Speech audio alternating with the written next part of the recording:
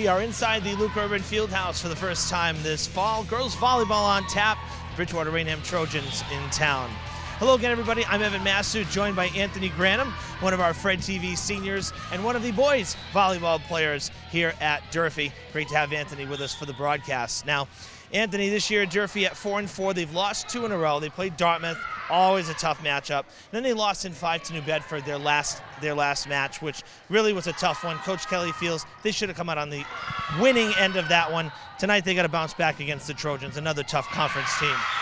Yeah, so I'm expecting a lot of good things from a lot of players out there. Jasmine Kane, Selena Pereira, both the 2 setters for the teams. They really got to lock in here. You know, what really happens is you do a lot of things at practice, you do it well, and that's that repetition. But once you get in the game, those nerves settle in and things just don't go as planned. But I know these girls can pull through today. That's what I'm looking forward to.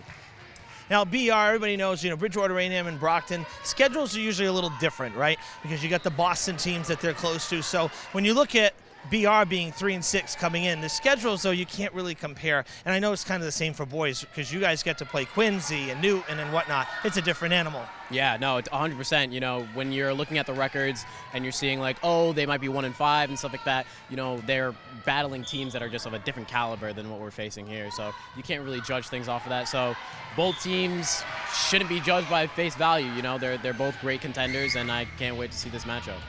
Well, that's why we play the match, and we hope you'll stick around for it. Live volleyball from the Fieldhouse is next.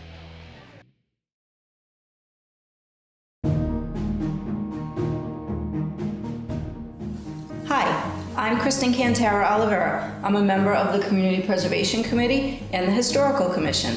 Welcome to the Lafayette Durfee House. I'm David Jennings, curator. Built in 1750, this is one of the best living history representations in Massachusetts. Judge Thomas Durfee, the original owner, was also an admired patriot. Judge Durfee made sizable purchases of equipment and weapons to outfit Revolutionary War soldiers, including his own son. Generals and Minutemen frequently met here for secret and strategic military planning. But by the 1970s, the home's significance was largely forgotten and it was slated for demolition. Preservationists rallied, first to fund the restoration and secondly to resurrect interest in the heroic Durfee family. The original frame and foundation are intact. Craftsmen worked tediously to repair or replace decorative elements. Visitors are encouraged to handle artifacts and work alongside artists. The Lafayette Durfee House is included in the National Register of Historic Buildings and exceeds standards of the Secretary of the Interior. However, time continuously ravages the one-of-a-kind structure. Grants from the Community Preservation Committee, as well as monetary contributions, spearhead the efforts of tireless volunteers. CPA funds have supported thousands of significant projects in Massachusetts. Thank you for your continued interest in community beautification and betterment.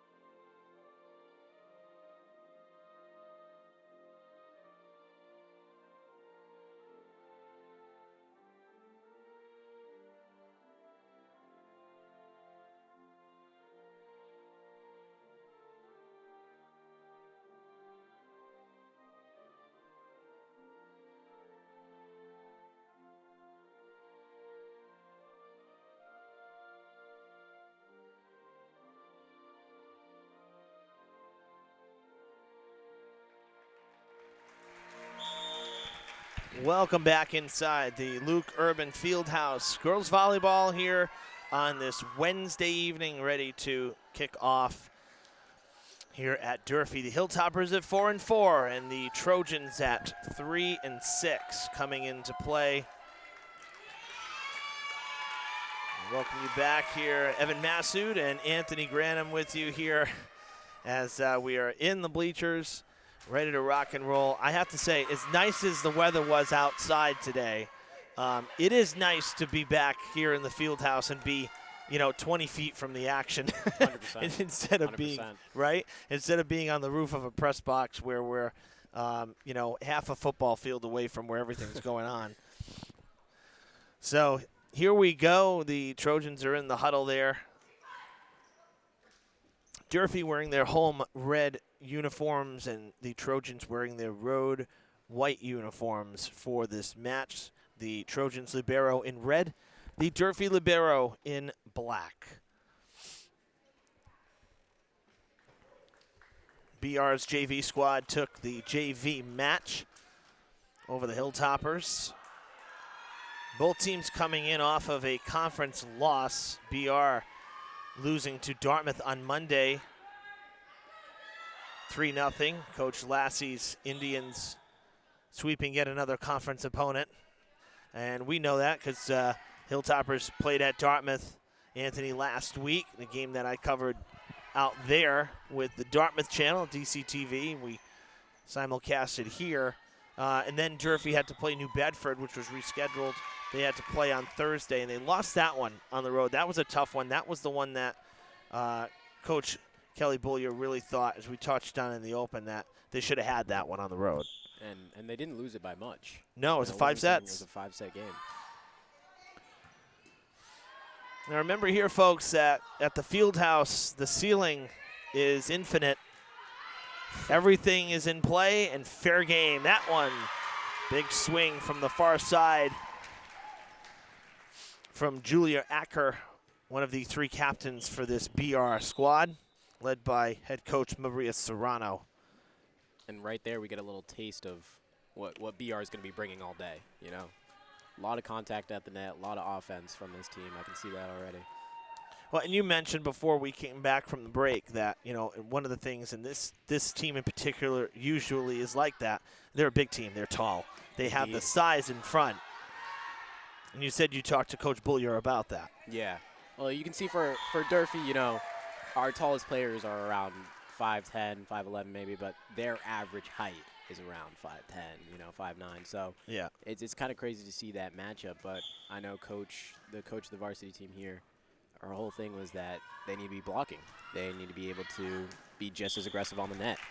So I think if they stay aggressive, if they stay in flow, you know, we have a lot of jumpers here at Durfee. We'll be fine and we'll be competing. Yeah, I'll say the Dartmouth game, they actually had some really good blocking up front. And the third set of that one is one that I know the girls and coach want to forget because the third set was kind of a meltdown. It was rough. But the first 2 sets were very competitive. Yeah. And there was good blocking in many instances. I thought that there were very few faults at the net. And that's a sign that you're blocking well. You're playing well and you're being, you know, cognizant of where you are when you're blocking. Big hit, but it goes into the net as Naya Boone not able to get it over the top there. A little late on the swing. The ball did not come down, get up too high in the air for her. And it's just hard being able to go straight from a receive into getting that approach and going back into it. It can be very difficult. Seems to be a breakdown in communication right there. It's hard. So what Durfee Varsity does is they have 2 setters at all times. Number 2, Jasmine Kane, and then Selena Pereira at number 3. So sometimes those wires can get kind of mixed, kind of crossed about who's getting that ball at what time. I was just going to say, usually if that's the case, right, that's certainly a major communication thing. You don't always see that. I mean, it's typical that, okay, get it to the setter right here, and then set it up, somebody take a hit. But when you get 2 that are vying for that set, it certainly can get everybody a little discombobulated. Yeah. And what you notice is, so how they do it is when Selena's in the front row, Jasmine's in the back, Jasmine will be the setter, and then vice versa. Right. But, you know, you still have that instinct to go for that ball no matter what. Jocelyn Adorno, sophomore here for the varsity squad. Lefty taking the serve. Very impressive. Good hit there. Good swing on the serve. Third touch for BR, and it goes back. Adorno will play it. And now Durfee on the third. Yep, got to send it back the other way. Now a true set for the Trojans. That was Jillian Russell. That's going to find open court. Yeah, good hit there from Pereira. And the Hilltoppers will keep it. Got everybody leaning on one side, and she came to this near side in front of the bench and was able to find the open court.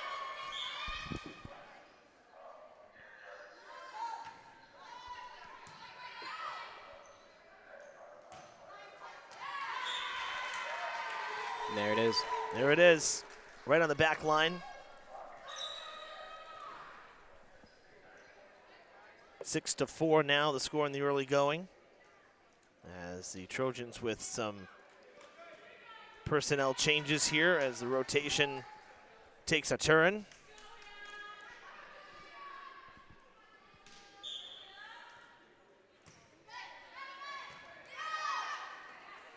Nice set, big hit, but it's gonna sail. Good swing from Farias, but it goes out of bounds. Julia Santos back to serve again for the Trojans. 7-4. That's gonna be short, good dig by Pereira.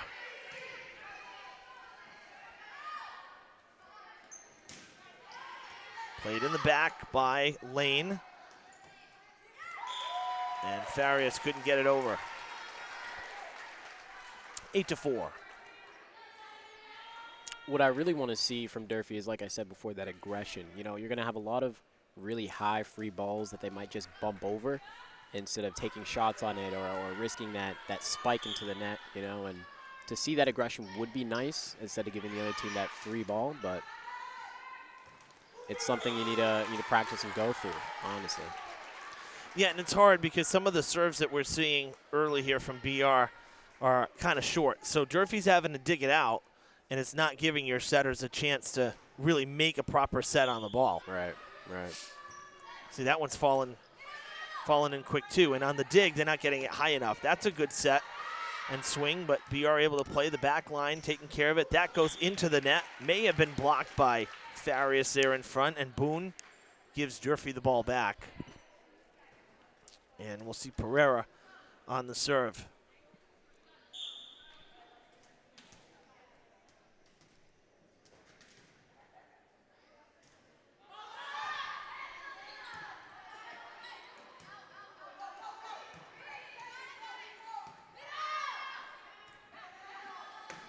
Big hit.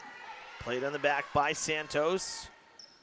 Pfeiffer with the set. It goes back over. Now Durfee on the third. Boone able to slap it over, not a ton behind it. Comes back again. Set for Farias. Palms it goes over. Whistle coming. And the foul going against the Trojans, and Durfee will keep. Another long rally here. We've had a few of them. I think if Durfee can keep that up and going, you know, they seem a lot more organized than our competitors here. If they can keep those long rallies, you know, at a certain point, you know, BR is going to make a mistake, and Durfee can capitalize on that. That was a great serve by Pereira. Just touched the top of the net there. You know, what people don't realize, too, is that when it hits the net there, it doesn't always look like it on this angle, but it really can slow the ball up. Just that little nick can make it change direction and speed so much that it can really mess up the team that's supposed to return it. And even from a receiving aspect, you know, a ball changing its direction by a millimeter, centimeter, that could mess up the whole receive. You know, it could change the angle, the direction in which it's going. Now that right there, I always call it a knuckleball, like from baseball, with no spin at all. Yeah. Those really can kind of float in the air, and they have a mind of their own, I'm sure. I mean, when you've been on the receiving end of those, is it more difficult than a ball that's just got spin on it coming right at you? I think they're both deadly. What you'll notice, though, is so we actually do call those floaters, which they're named perfectly. Is so when they have that no spin, it's hard to judge its direction. So taking it from an underhand bump, like I said earlier, that sort of change in a millimeter, which a floater ball can do, could mess up a serve completely. That was a great hit by Kane there. But with rolling balls and the spinning ones, they're a lot easier to predict and a lot easier to get under. But you know, each are a killer in their own way. Sure. The floaters are unpredictable, and the ones that have a lot of top spin are just hard to get under. Yeah, they fall off the table basically. Yeah. Another change here for the Trojans. Back to serve, that looks like Amanda Sergio, number 13.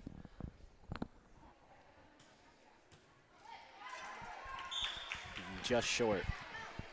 Yeah, about a foot too short, goes into the net, and the Hilltoppers will have a chance to pull even here in this first set, down by 1, 10-9. And it's Naya Boone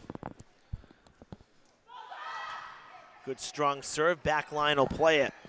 That's going to be trouble. Oh, it flips over. Got the spin on it, and now the Trojans will. And there it is again. You know, Durfee just kept their composure, made sure they weren't making any net violations there, and it worked out in their favor. They got the point. 10-10.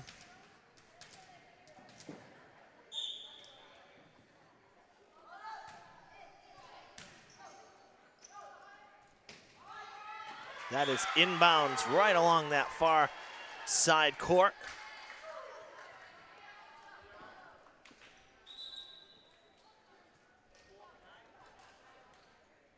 And the good thing for BR is having good hitters. You know, you can take, that was sort of a messed up pass there and a sort of out of system set, but when you have a good hitter, they should be able to do something with it, and that's what they did. Good block in front, but there is Alexis Lane, the libero for Durfee, able to return it quickly. And that's something that we heard from a scouting report standpoint on this Bridgewater team, is that they do get out of system pretty often. And it's not, you know, that's not a fault. It's just something communication-wise that you got to work on. Yeah.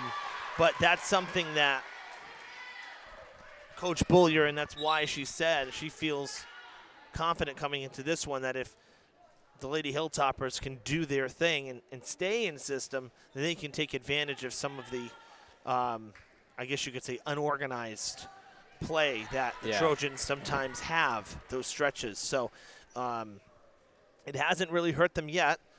So that's a good thing for BR. Yeah, 100%. What you'll learn watching volleyball, seeing other people play, is that the ball is actually out of system like 80% of the time, 90% of the time. But it's being able to figure out what to do when it is out of system and still be able to get that point is what makes a good volleyball team. Another good serve there from Jillian Russell. Left-handed swing played in the back by Pfeiffer. Now the set from Russell. Big hit on this near side. Played well by Karam. It's going to be a tough play on the third. It does clear the antennas. Nice job by Kane, who stuck the fist out. And that's going to fall in. And Pereira and Lane both looking at each other, thinking that the other person was going to make the play on that. That's definitely Lane's ball. She's looking at it as Pereira had her back to the play. So, yeah. And what you notice as Jasmine having a little more experience playing club on the side and stuff like that is she's an aggressive setter. If she wants the ball, she will go call for it no matter what. Right. And Selena sort of has that shy tendency to get there, not as much aggression. But any coach, like Coach Belia, I start yelling on the side, she will say that's Pereira's ball. You know, be aggressive, get there, call everyone off. You know, second ball is mine. Good serve there from Kane. Power behind it, downward motion, sinking fast. Trojans played it well. Now the set on this side, falling fast. It's going to be a tough play. Comes right back. Hilltoppers drop it back. Now the Trojans to Lane, to Kane, and a big swing. Played in the back line by Pfeiffer. Tipped down to the court. Nice sequence there for Durfee. Adorno gets the point there, right at the lane, right at the net. On the front line as Kane goes back to serve again for Durfee. And it's quite interesting. You don't see many sophomores on the varsity team, but, you know, being here, you really see that sort of aggression from her. You know, she's a heavy hitter, seems like a reliable person. You know, I just saw her going up for a block. Can really get up there. So she's definitely here for a reason, which is great to see.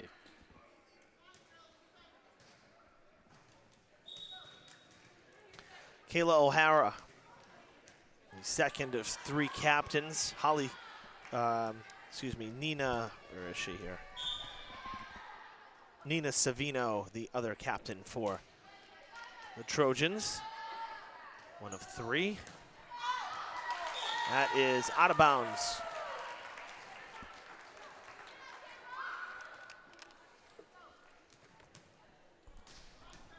And you know, more often than not, I'd want a hard hit ball that goes out of bounds than a tip that's easy to pick up and convert into a point for the other side, you know?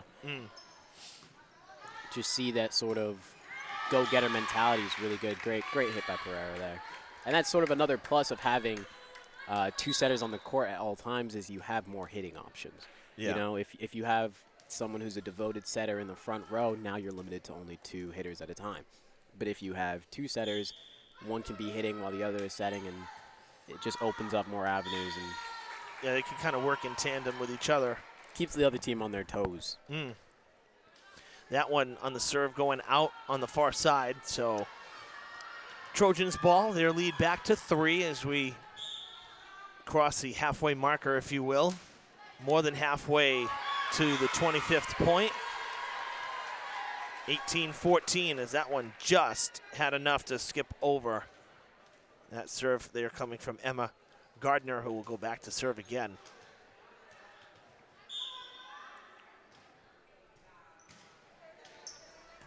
That might have gone out. Very close to the edge there. Kuchar plays it. It was blocked, still in play, and now the point goes to the Trojans. And you'll notice that the call was the 4 touches, and what happened in the middle of that is the ball actually bounced off someone's body, right? Counting as the 3rd touch, which, you know, in volleyball, those any part of the body counts. Those are the dangers of when you're right up front and the ball's getting blocked. It can pinball back at you. And a little bit of a run here now for BR and a timeout for the Hilltoppers as Coach Bullier pulls the troops in here. 20-14 as the Lady Trojans have increased their lead to 6.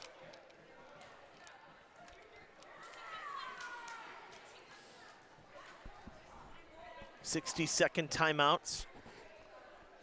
That's a change from a couple of years ago when it used to be a minute 15, 75 seconds, which I always found was long for a timeout. I don't know. That must have predated my time. I don't. It did. It did. I mean, even in there are other sports that you don't get more than a minute. Yeah. It's not like they have long to go to the bench to talk. So exactly. And most of the time, Mike will attest to this running camera, Mike Fernandez, is that most of the time that 75 seconds was never used in its entirety. A lot of times teams were breaking back out by 30, 20 seconds left. So I'm not sure the reasoning behind the change or what the decision was or who made the decision, but no complaints here. All right, back to it. Gardner will serve again. This one a kind of a rainbow shot here, high in the air. It gives for a good set possibility, and that was a good hit from Pereira. Now the Trojans. See a free ball here. Yeah. And they're going to call a double touch against the Trojans. So Durfee gets one back, and they'll serve. 20-15. And the whole point of that timeout there is sort of just to break momentum. So sort of get this side out could be a really good thing for Durfee if they can stick with it. But they need to go on a run. And there it is. Good serve. There is the ace. Good serve there from Lane. Just enough. Not a very powerful serve, but it did the job. Gets just over the net. It's not all about power. It's about finesse as well. And just finding those good spots in the court. You know, it dropped right where there was no one to get it. That one a little more power. And that was off the, kind of off the wrist there. And you'll see a free ball. I wonder, I just want to see what Durfee does with these free balls, how they can convert them, who are their go-to hitters. Nice dig in the back line there. Boone with the hit, Let's and Boone go. with the point. Great dig in the back there, though, by Kuchar as well. She saved it because it was a good swing on this side. Great dig by Kuchar. Back to a 3-point game.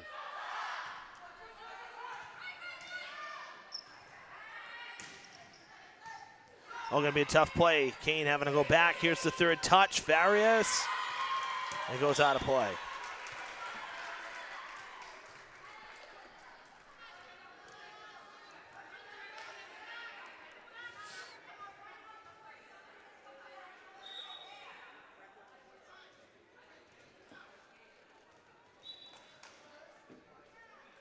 More personnel changes here for the Trojans as Acker and Russell come out for this next point.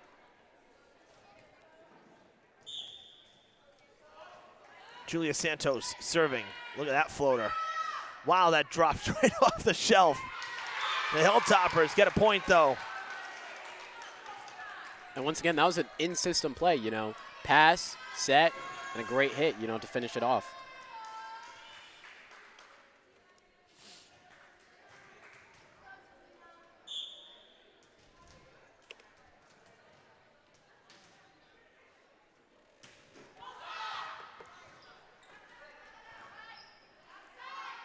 Set, big swing, played in the back by Kuchar. Here's the third. It's going to be taken by Pereira.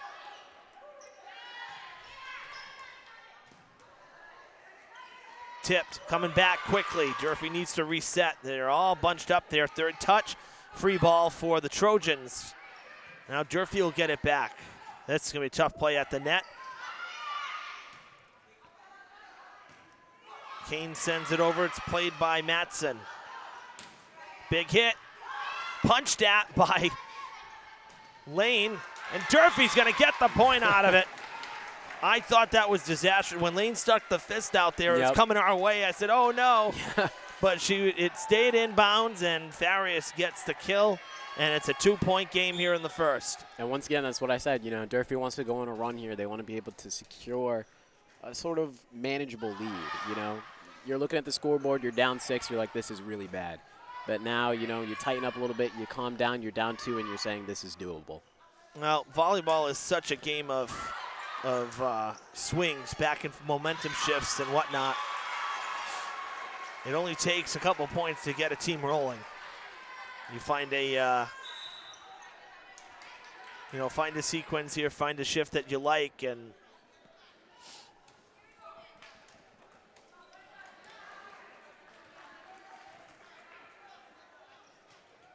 100%. My coach used to say all the time, you know, there's no 3-pointers, 2-pointers in volleyball. You know, it's that 1 point. But a lot of players, they look at it, it's like, I need 6 points, I need 7 points, you know, and they're only thinking about this large gap. And it's like, ideally, realistically, you just need 1. And then you need to worry about the 1 after that. So it's when you focus on it by the singles, the gap doesn't seem that large. Sergio on the serve.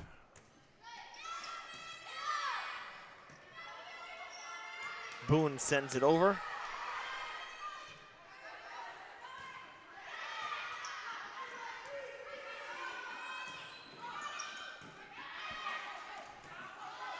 It'll be a free ball for Durfee. Neither side can get into a rhythm here. Now see if we get a decent set. They do. Kane, though, flat-footed, and it's going to fall. Let's go.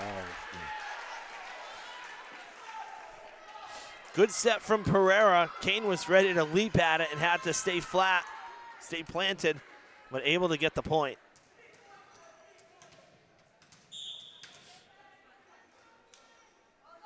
Boone with a good serve. Kuchar flipped over by Pereira, trying to catch the defense, napping. Now on the second, the Trojans give one right back to Durfee and say here. And they couldn't do anything with it. It is set point here in the first.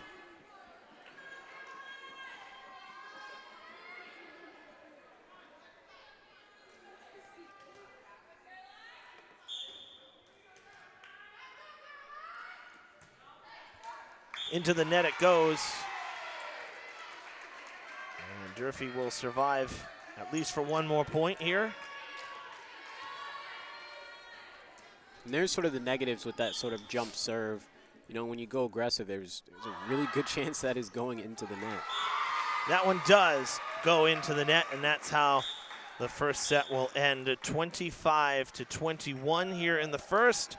The Trojans taking the lead 1-0 and the win.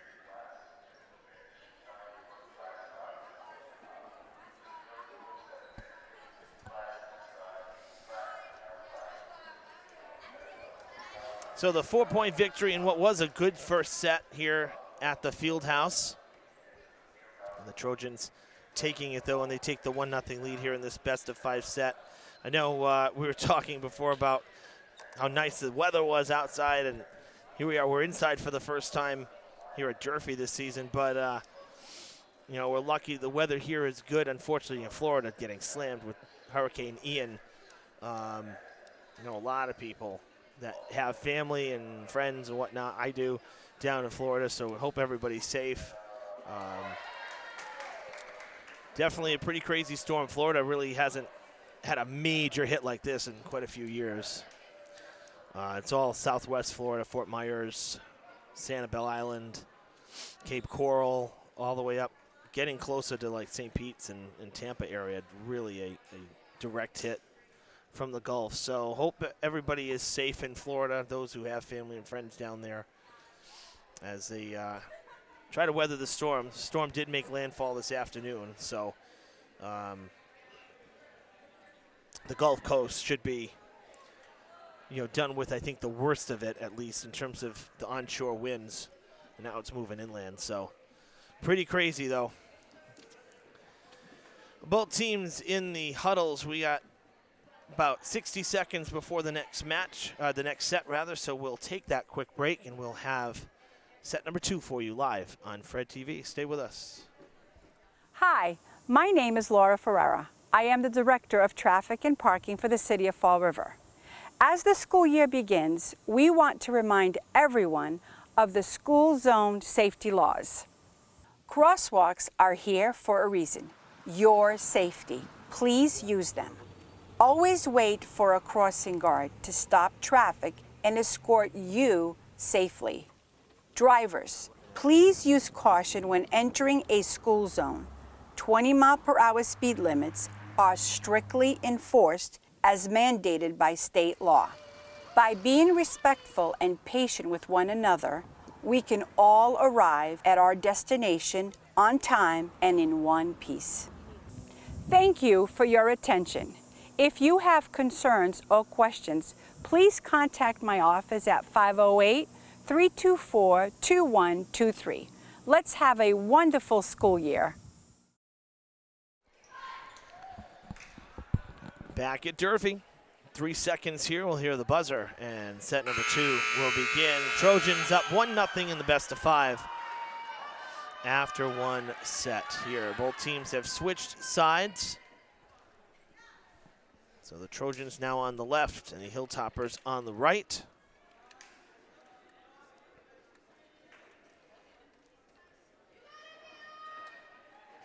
Yeah, I liked what I saw. I thought both sides really did play a good set. There was that short run towards the end of it that hurt the Hilltoppers, but both sides had, you know, their unforced errors that they could correct into this set here, and very easily could be a 1-1 game if the Hilltoppers can rally here and put that first set behind them, because they only lost by the 4 points. And I really think those 4 points are merely from maybe some blocks that took down morale, but just being able to go in for a big hit and have that sort of touch from big blockers here makes it a lot easier to work with, you know? Absolutely, and that one was in very close, right on that line. And then, of course, you know, the couple unforced errors, so those couple miscommunication spots, and BR had them too.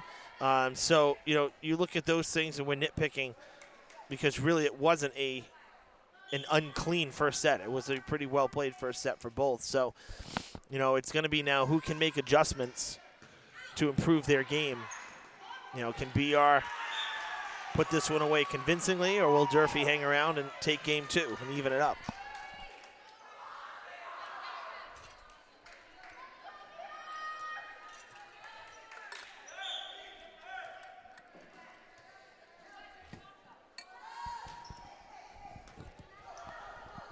That's going to be a tough play. 3-0 start for the Hilltoppers here in the second.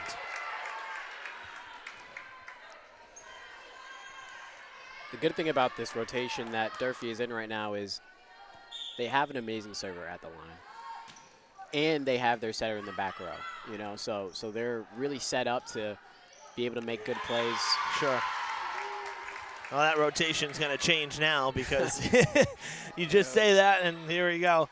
So the Trojans able to get a point back here. That one falling between the front line and the net in kind of no man's land. And the Trojans will serve now O'Hara for the first time here in this second. And they're up 3-1, you know, well, 4-1. A little bit of a misfire there. And if they keep this going, if they do a side-out battle for the rest of the game, they could easily take this second set and go into a third one. Kuchar will serve. That's going to go out. So both sides trading misfired serves.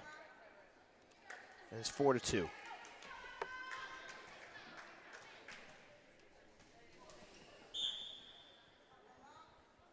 Only other action today here at Durfee is field hockey. It's not even actually here. It's actually a road game for the Lady Hilltoppers, who are unbeaten here in the fall. They have not lost a field hockey match. Cross country's away as well. They're in Dartmouth. Field hockey is at BR. I think that's honestly incredible for field hockey, you know. They've had a great start to the year. Amazing. And very exciting. They beat New Bedford Saturday. We filmed that one. They had the huge win against Dartmouth last week.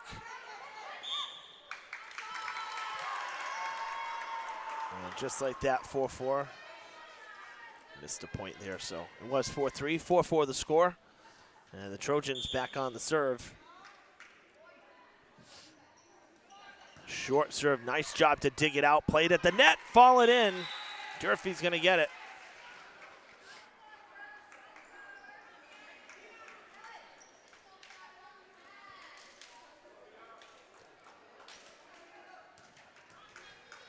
Tomorrow here on campus, only, let's see here, golf at Middleborough. Actually, tomorrow the only thing going on is boys soccer. They're away, so nothing on campus tomorrow, except for practices.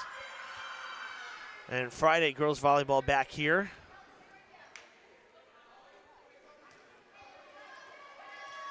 They'll have Apponequet, the Lakers, coming in.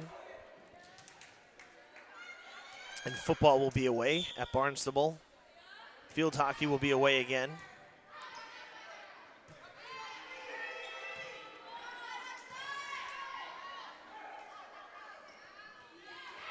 And there we go. There's those blocks that I was really hoping to see come out in the second half.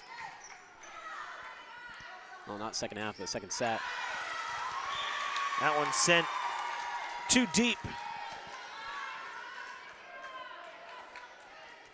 Yanchkali's Montanez Vega with a big hit.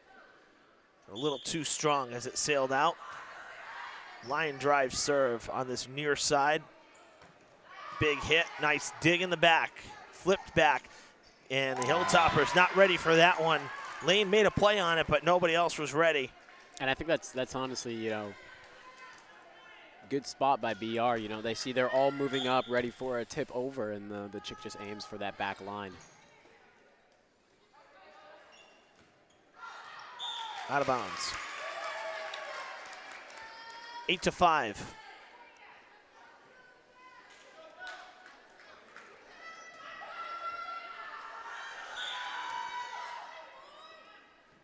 Boys soccer had a big win against BR here yesterday. Conference play. 3-2 the final in that one. So Durfee boys soccer with this new look varsity team after so many graduates last year. They too undefeated. You got a couple ties mixed in, just like field hockey, but no losses so far through a quarter of the season. We'll see boys soccer here next Tuesday for their rematch against Diamond. It'll be a tough play, kept in, third touch, will it make it over? Wow, what an effort from the Trojans.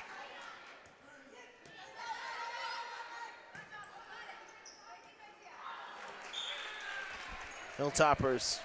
Those were two great hits by Adorno there, and I don't know if you guys can hear, but you'll hear the coaches yelling at her, yeah. wait on it, and with two bump sets from Jasmine Kane with those hard passes, you know, it's a high ball, and sometimes, once again, you're rushing to get there, you know, because volleyball is such a fast-paced sport.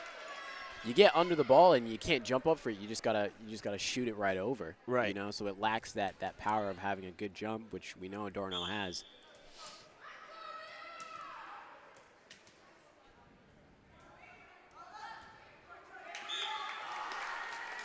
That one into the net. Yeah, we didn't cover boys soccer yesterday, which I know it was conference, but that's one of the things we looked at this year with our scheduling and who we were picking is, with the added 2 teams into the conference a couple years ago, BR being one of the teams, and Dartmouth, we weren't able to cover some of the other local rivalry games that, say, against the Somerset or Diamond, for example. So this year, we really tried to do that as well and change up some of the matchups. So we figured if we drop one conference game, but we can pick up 2 others, that's a win. It's an extra game. So, that's why we started at Diamond, and we're picking up the rematch against the Bengals, which is perfect for Fall River because 2 Fall River teams playing against each other. It doesn't get much better than that. And so anybody that was wondering. And, of course, again, we weren't there, but that doesn't mean that it wasn't covered because it was streamed on the Durfee Athletics YouTube channel via the Huddle Cam. So there was still coverage just via the athletic department of yesterday's game. So you can check that out on YouTube if you missed it. Nice win against the Trojans for the boys. That's fallen in, and just like that, we got a tie game. That was a great hit. Great hit by Kuchar, A big part of there was just the block, BR came in with a great swing, and just because the block got a touch on it, it was a lot more easier to work with and be able to convert a point off of it. Which is really, people get excited. They want to get that stuff blocked, but at the end of the day, you're just trying to make it easier for your back row to make a pass off of it. Well, it was 9-5, and the Hilltoppers have gone on a 5-0 run, and that's going to spark a timeout from Coach Serrano of the Trojans. It's 11-10 Durfee. First set made its way to 10-10, and here we are in the second. It made it to 10-10. So will the result be the same, or will we see a different result? Very quick timeout. It's already hands in for the Trojans, only using about 20 seconds.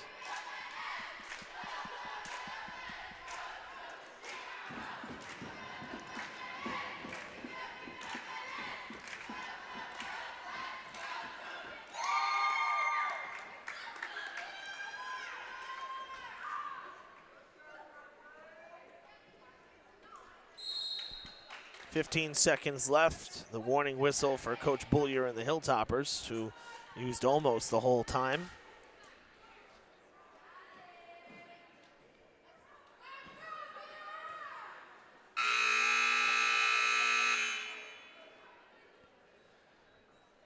Well, the Hilltoppers with a newfound lead here and will continue serving. Good serve.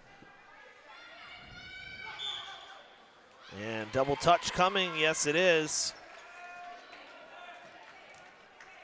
That's sort of a hard place to get a ball, to be honest. Middle of the court, you're tilting your body. You want to get under, get that set up nice and good. But when you're at an angle like that, that's where the 2-touch play comes. Ooh, great serve. Let's see what they do with this. They get it over cleanly in 3. Big swing. That's not coming back. 8-0 run for the Hilltoppers.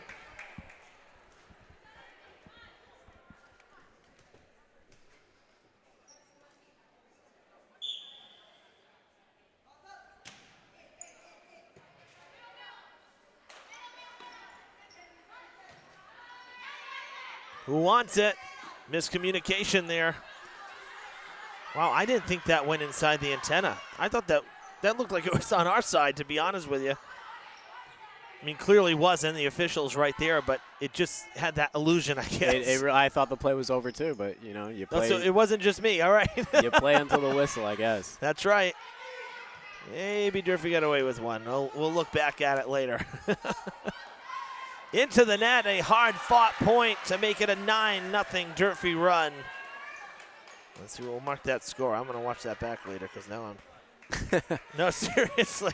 I want to know, did my eyes deceive me? Or What you'll notice is, I know this isn't, Volleyball Nations League or anything like that, but they have challenge systems where you could be able to challenge that, and it's a really cool idea. You have 2 challenges. They're questioning it now. Yeah, they are, but you got 2 challenges, if the challenge goes through, you keep the challenge. If it doesn't, then you lose the challenge. But, you know, with high school like that, you don't have people recording the game. You can't go back in real time and really check it out. So Sure. you do whatever the ref says. I wonder if Coach Serrano heard us over here. We're not too far from the we're just to the left here of your screen because the camera's dead center. So we're a little closer right now to the visitors bench, and I wonder if she heard us talking about it. 10-0 run for Durfee. At this point, I don't know. As a coach of BR, I'm calling the timeout, getting my team collected. I don't know. Did they call a timeout already? No. It was Durfee that did, right? No. BR called the timeout. Oh. They did call the timeout. All right, then never mind. Hold on to this one. I'm going to correct. I miscounted here. 10-1 the run. 10-1. Still very impressive. Take nothing away. That one almost hit the ceiling. Which is surprising. Big swing. Inbounds.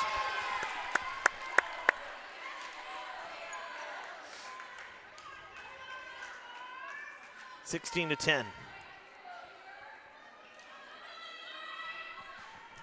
Well, Durfee looks much better in this second set. Yeah. The rhythm is there. I honestly think that last, shot to the morale of BR's team was that point that didn't go their way, where the ref said it wasn't theirs. And now they're sort of scrambling, and Durfee's just on a roll. Well, this is the out of system, the disorganization that we were talking about that can happen. That's a good hit. Nice play in the back by Lane. Third touch, Kuchar will send it over.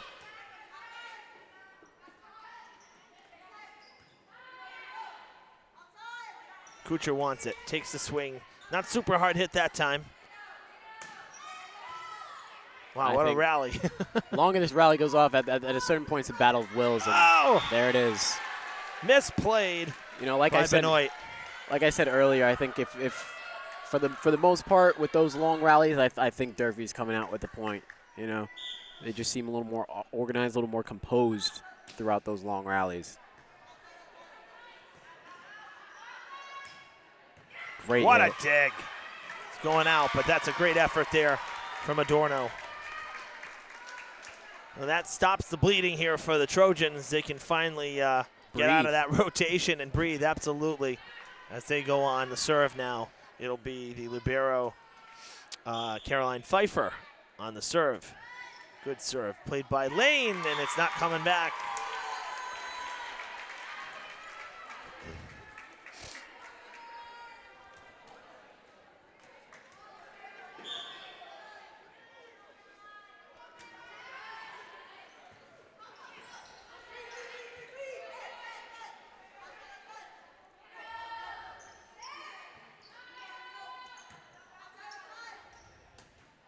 Off the fingertips, coming back to Durfee. And it's still up, still playable. Wow. And you see Coach Bowie yelling on the side, Yeah. You have balls like that, as a hitter, you're like, oh, I want to go for this, which is, as I've done so many times, but sometimes you just got to be a team player, pass the ball, and recycle it for a better point.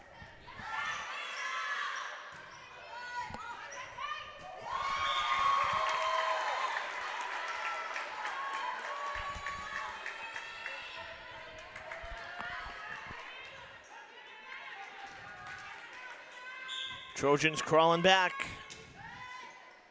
4 straight points. Big hit. That is inbounds in the corner. Right there. Out of system play. The pass was a little, set was a little off. Lauren Kuchar, being a reliable hitter, still had an amazing approach and was able to just pound that right into the court, which is great. Yeah, she's having a good second set here. She is. Lane with the serve. Played by Daly. Now she'll get the swing. It's a good one. Good dig. Chance for Santos to set. Third touch is sent over by Pfeiffer. Into the net.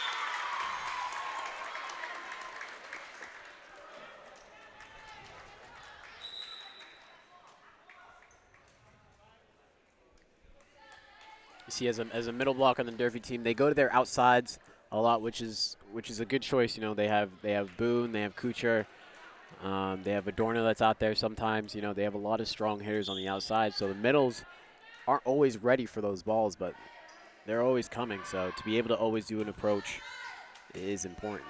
Kuchar with another kill. She told me before the Dartmouth game that she'd been working on her arm strength. She came over to me. She came over to me and coach and says, "Look at these guns." I'm not kidding.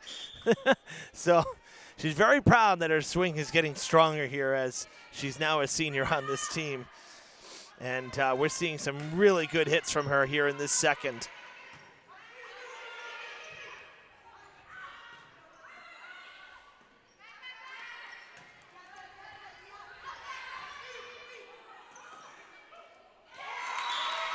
Tough play there. Yeah, the only thing I hope for now is that, you know, Durfee doesn't get comfortable using Lauren too much, you know, over-exhausting her just a little bit. You know, she's very reliable. That's great, but, you know, you have a lot of other options, you know, and that's another thing for BR. You know, if you keep on going to Lauren, that's going to get predictable, and it's going to be an easy block each time.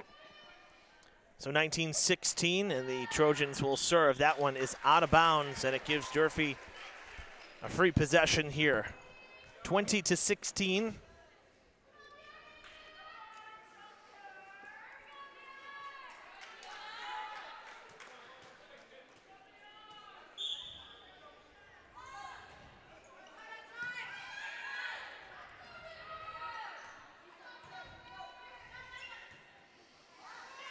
Out of bounds.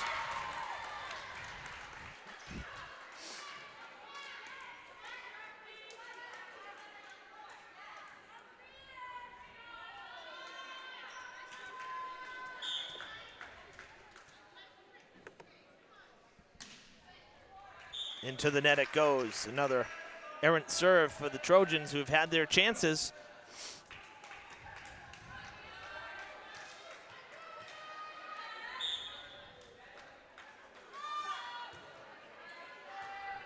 That's going back to the wall. 22-17. And that's honestly a great feeling. You know, Ferry's had some balls into the net, and to get an ace right off those feels good. You know, I'm sure she's excited to serve again and really do well for her team here. A timeout called by Coach Serrano, the Trojans' second timeout of this second set. Down by 5, and Durfee needing just 3 to tie the match.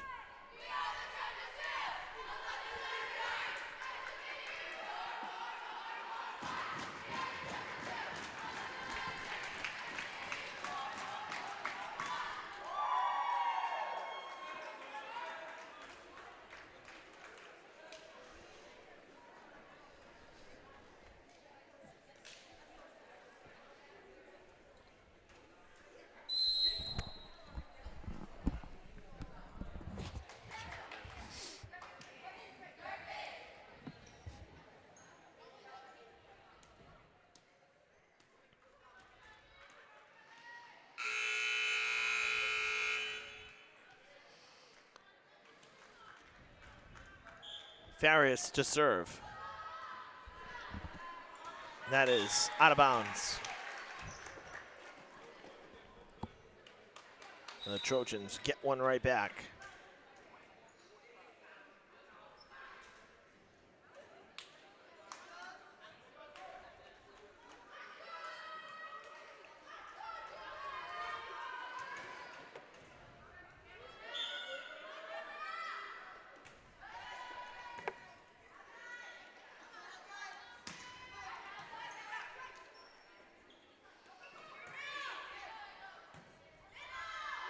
Kane with the set, going back to Pereira. Big hit, but it is out of play.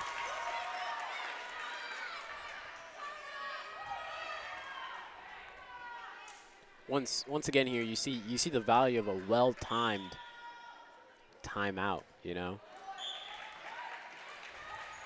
the coach for BR used it at a perfect time, and they were able to secure some points off of that.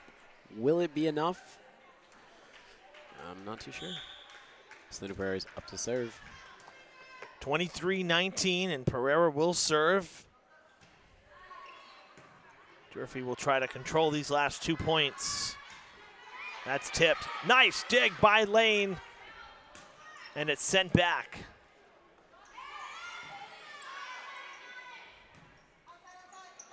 A tough play kept inside. Nice job by Kane. Now Daly sends it back. It is out, and it's set point here in the second for the Hilltoppers.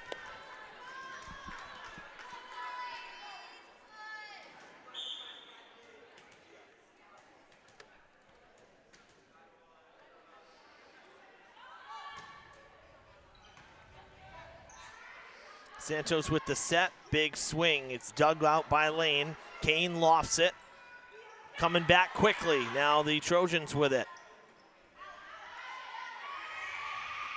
Sent back, and it's not coming back. The Hilltoppers have evened the score here, 1-1 after 2 sets, a 25-19 victory here in this second set to tie up the match. 1-1. That's a good answer from the Hilltoppers after dropping that first set. They win this one by 6, and we'll switch sides once again. 2.5 minutes here. We'll run a piece, and we'll be back. Third set, tied 1-1. Coming up. Stay with us live. The school administration building at 417 Rock Street was built over 100 years ago by craftsmen from around the globe. And Mr. and Mrs. William Brayton, mill owners, raised their 9 children in this statement home. Decades later, the property became too costly for a single family and was gifted to the Fall River School District. Architects reconfigured the 22 rooms to accommodate administrative staff. By 2018, this historic structure was compromised, eliciting mold and water damage. Once dubbed the last big house on the hill, this extraordinary piece of architecture was in poor condition. Care was shown to restore artistic elements, including the circular railing and banister, chair rails, crown molding, antique and oak flooring, and the building is now handicap accessible. Roof work was the primary concern for the Brayton house. This new pitch surface directs water to a modernized drainage system. 10 years ago, Fall River residents voted to adopt the Community Preservation Act, which allows for a 1.5% surcharge on property tax bills to incentivize history, travel, diversity, and recreation. CPA funds have supported thousands of significant projects in Massachusetts. Thank you for your continued interest in community beautification and betterment.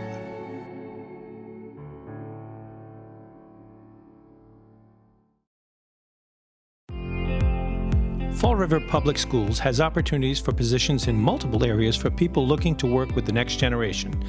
Come grow with our team. We have openings for teachers, paraprofessionals, and teaching assistants, and other educational support positions available. We are also looking to fill operations support positions such as custodial, security, and food service. We offer competitive salary and benefit plans. We have rewarding work available in our 21st century schools and learning environments. Come grow with us. Please contact the Human Resources Department at 508-675-8420, extension 53708, or see our postings on our website at fallriverschools.org.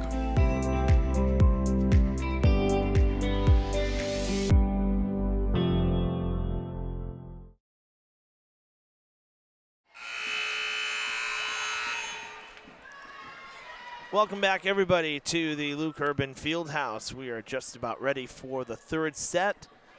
This one will go at least 4 after Durfee tied up the match 1-1. The Trojans took the first, 25-21, and Durfee just took the second, 25-19, behind a, was it about a 10 or 11-1 run that they had in the middle of that set. Very strong second set for the Hilltoppers. So tied 1-1. You see it there on the right side of the board, the scoreboard here on the screen. Both sides with a victory. in this match, and we'll reset the scores. 0-0. We've reset and changed sides again, so everybody back where they started in the first set.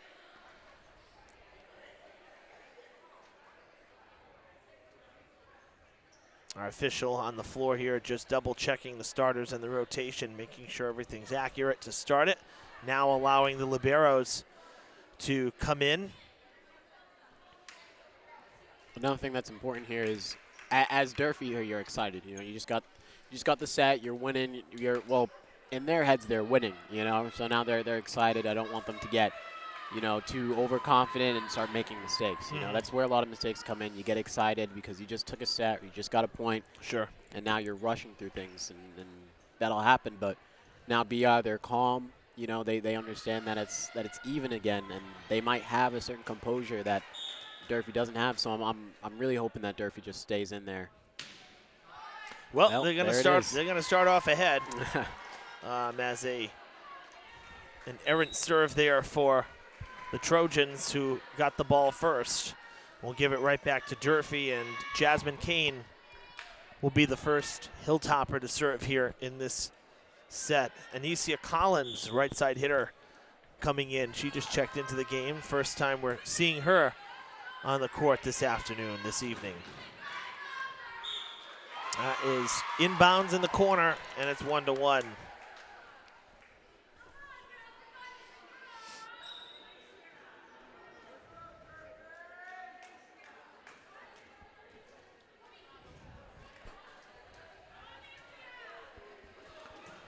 For those of you wondering, we mentioned this on Friday as well on our football coverage. The girls' soccer game that was postponed from last Thursday when we had that torrential rain has been rescheduled. October the 15th, a Saturday, is when that one's going to be played here at Durfee. As the Lady Hilltoppers, they'll be squaring off against New Bedford in that one. So the 15th of October is that rescheduled date.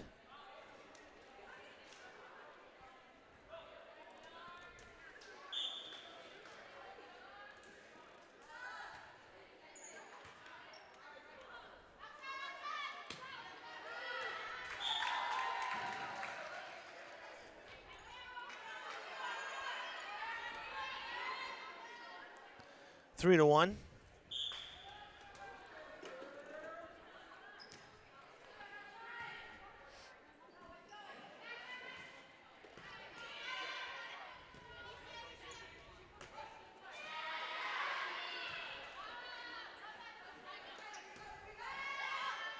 Kane with the set.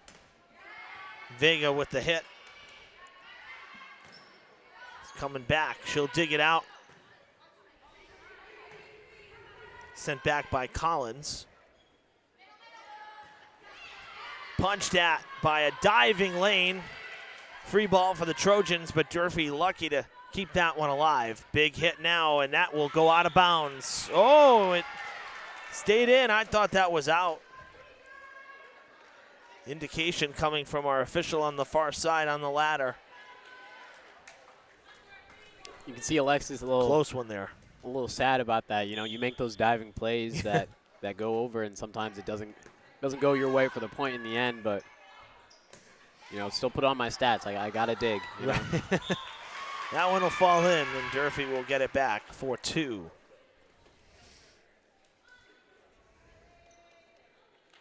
You and the boys had a good spring, good second half of the season in particular. You guys really finished strong, got the playoff berth. We saw the playoff tournament game out at, was it Westminster High School? Westchester? Westchester. Oh gosh, now I'm forgetting. That's not same. Good. I'm forgetting too, and I was there. I think it was Westminster High School, north of Boston. But I'm probably wrong. I could be wrong. Let's see here. We'll look it up on the map. I should know this. I should remember this. I don't want California. Why are they giving me California? I think it's Westchester. Let's see. Nope.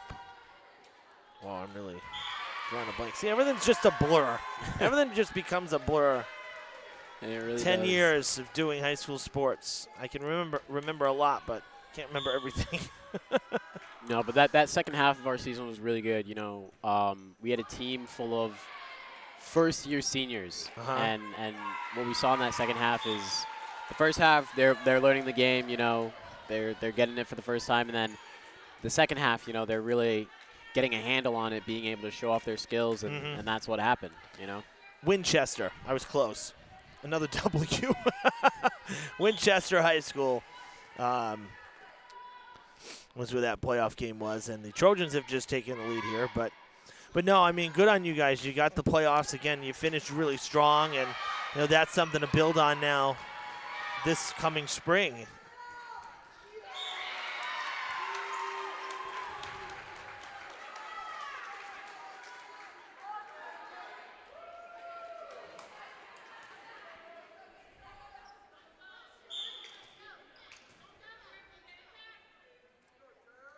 Six 4.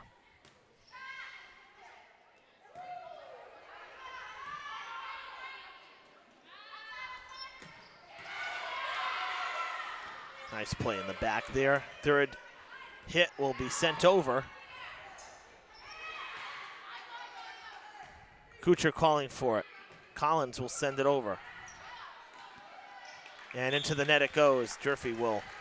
I think a big thing too point. is when you have those balls that you just need to bump over. You know, you see Jasmine going for them a lot because what most of her teammates will do, they'll send them over and it's nice and high and lofty, and the other team is easy to get a point from it. But what Jasmine does, you know, she has a lot of experience under her belt. She flattens it out, puts a lot of topspin on it, makes it hard for that other team to receive it, and ultimately makes it easier for them to get a point off of it. Short serve there for Durfee, and it's going to go right back to BR. 7-5.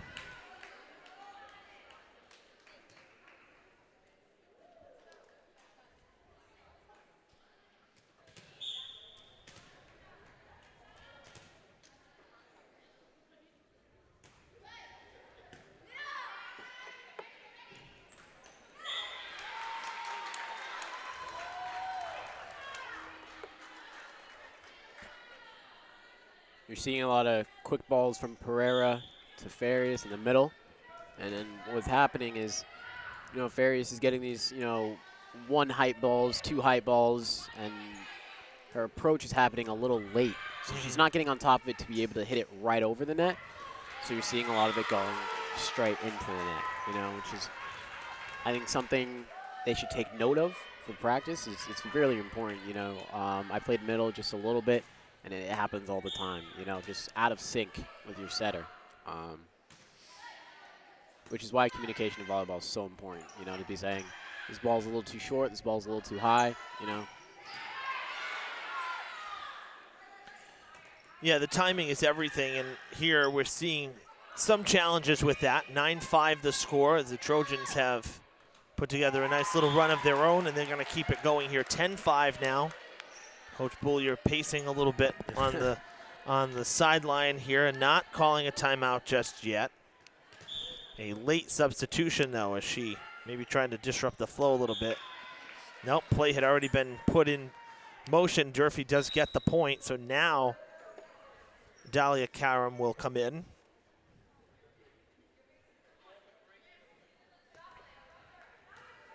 And they're taking out their setter for here. So now we're seeing Jasmine's going to be the committed setter.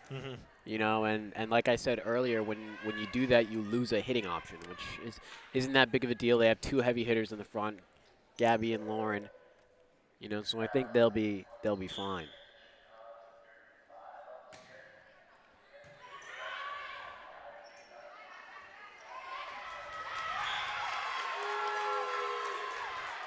Eleven to 6.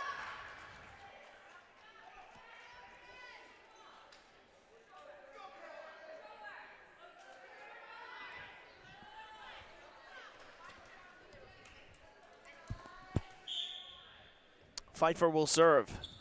It's into the net. I was scared for a sec. I thought that was going to skim right over. We've seen that a few times in the match, which is just over an hour old now. We're 20 after 6. Started right on time at 5:15. Which doesn't happen often in volleyball. I'm going to be honest. You know, some of the games can go to 3. The JV games before that, takes a little bit longer on the main court. So to see it just starting promptly at 5:15.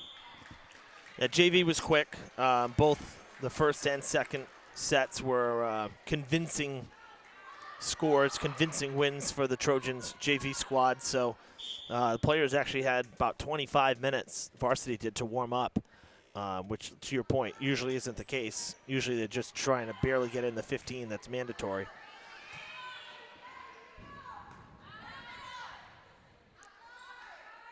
Big hit from Kuchar. It's going to be a tough play. The third touch here. He's got a lob and hope at this point. Yeah, and guess what? It plinkos up in the up in the rafters there. And you have to think, you know, what does BR's gym look like? You know, Durfee being home, they know how big this ceiling is. They probably hit balls up there a million times, but, you know, not really getting to understand. They're probably lobbing, thinking this ceiling seems high enough, you know? Right. I haven't been to BR's gym. Actually, the first time I'd ever been to BR was last spring for the last baseball playoff game that Durfee had. They lost to the Trojans. I hadn't been there at all. Yeah. Been to Brockton.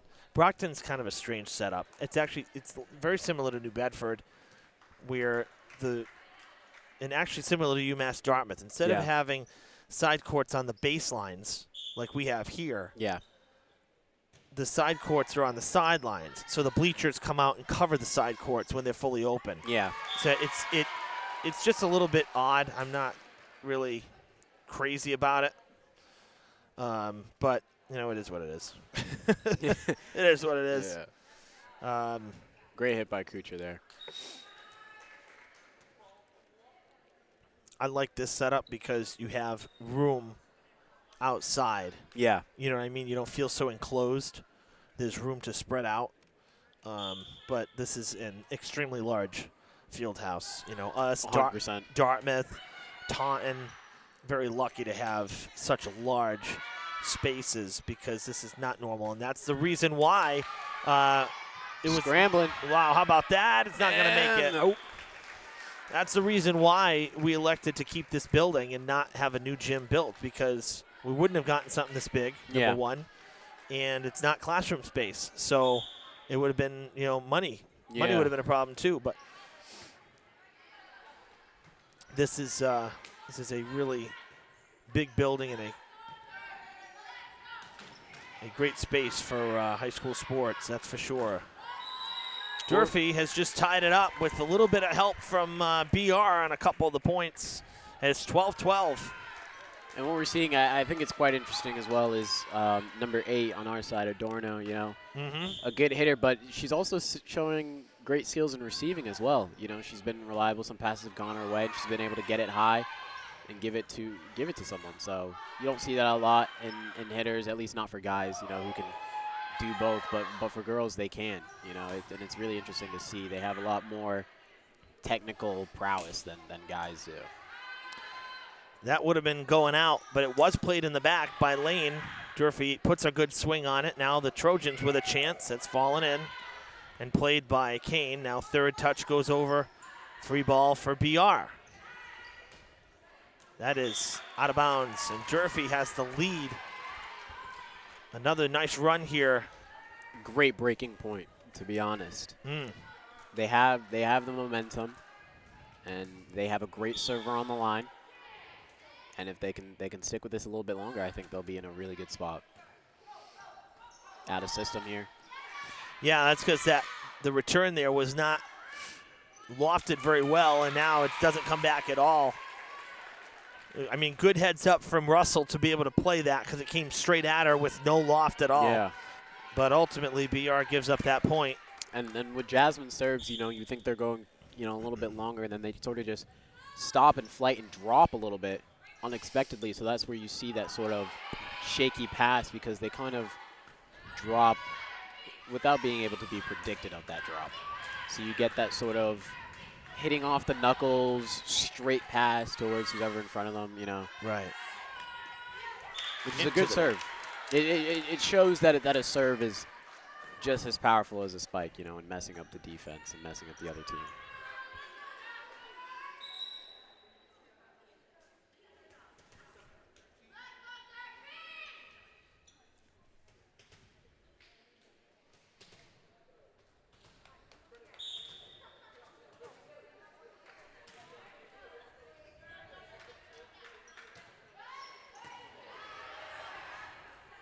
Great pass by Collins there. Fisted back up.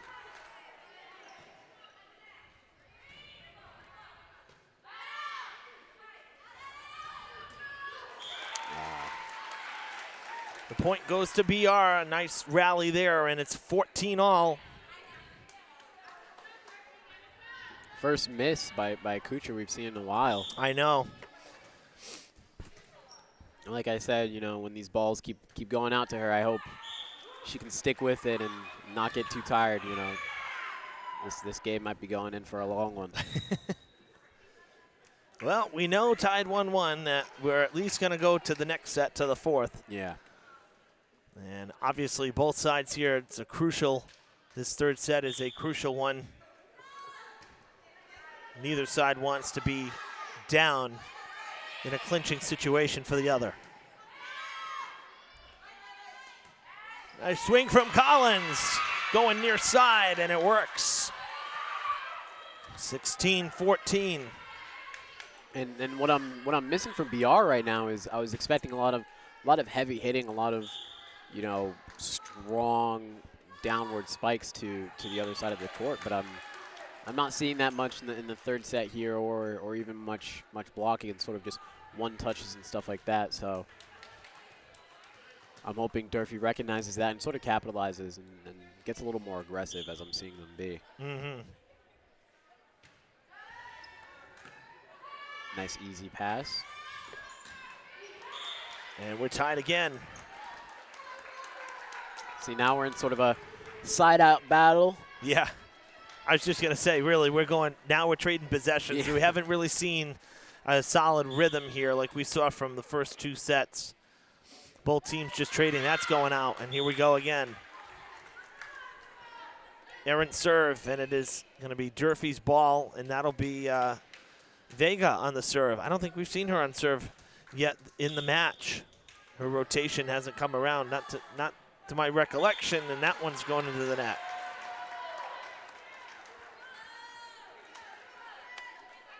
Yeah, you'll notice a lot, you know, servers aren't so confident, or they'll be too easy for the other team to receive, so they get switched out for another player. I know for my season, all the players on my team, I was pretty much forbidden from serving in a game because my serves would either be too easy or going to the net.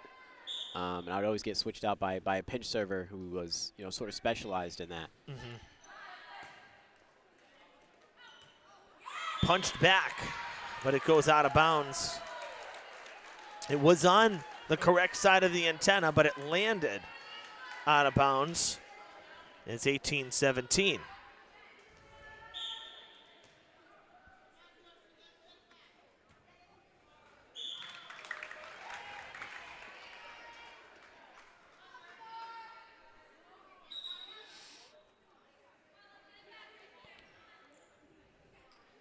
Karam coming in for Collins, and she will serve. Prime example of substitutions for serving.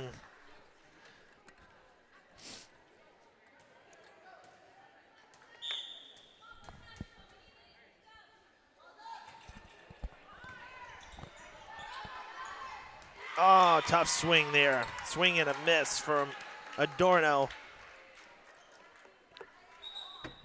And it's 19-18. This is sort of the point range, you know, that 19-20 where you kind of see a break. And I'm hoping that break just goes in Durfee's favor. Kane going a long way for that one. Big hit, and it's 19-19.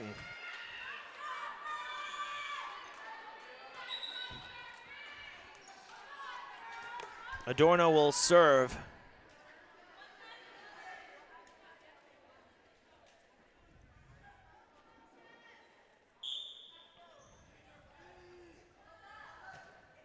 Good serve. That one gets over. It's going to be a tough play now for the Trojans, who will get it over as Santos dumped it over the net. That was not a good set from Kane, and we just continue to trade possessions and points here. It really slows up the pace of play. Yeah. Well, you see, you know, you get those big out-of-system plays. It's like the ball's in the wrong spot of the court. But even that there was sort of out of system. The pass was way too close to the net, so the setter had to set it right above the net, which made the approach for the setter a little difficult, you know, so all that stuff, you know, is it's small, but it's also out of system. Nice dig there, sent right back, and it's out of bounds. You look back at all the unforced errors for both sides in this set. Kind of taking a step back from the first two. Pfeiffer on the serve again. Durfee now down by 2, make it 3.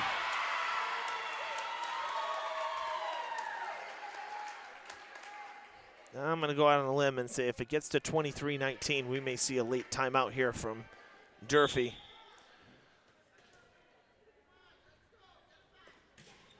That one makes it over. Kuchar blocked in front. They got to get this over. They There we do. go. That's a great block.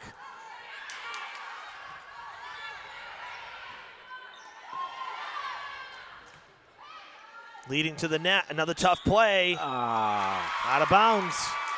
And honestly, you know, that's Timeout. That was a big block for BR. You know, Kuchar has been a reliable hitter this whole game, at least from the second half on, and to get a big block on that can be a huge shot to the confidence. You know, so I'm hoping Durfee can bounce back. Well, it's interesting that some of the, you know, kind of rotation errors that we were seeing and out-of-system issues we were seeing from BR earlier, over the last, like, 5 to 8 points, it's actually been Durfee that's been having some issues with that. Yeah. So, you know, they got to correct it, and they got to correct it fast if they don't want to be down 2-1 here heading into the fourth set. They're down by 4 points. BR needs just 2 to take that one game advantage into the fourth. And they have the momentum for sure.